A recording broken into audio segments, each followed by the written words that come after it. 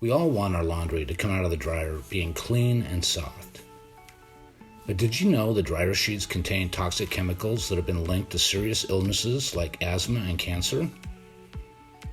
Making your own natural dryer sheets is very easy to do, and it's a healthier, cheaper, and more environmentally friendly alternative to buying them at the store.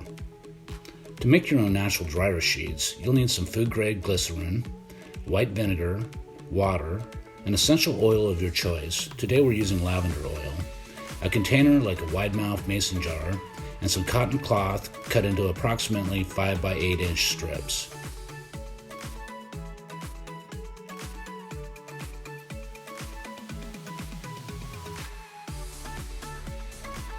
Start out by pouring 2 cups of water into your container.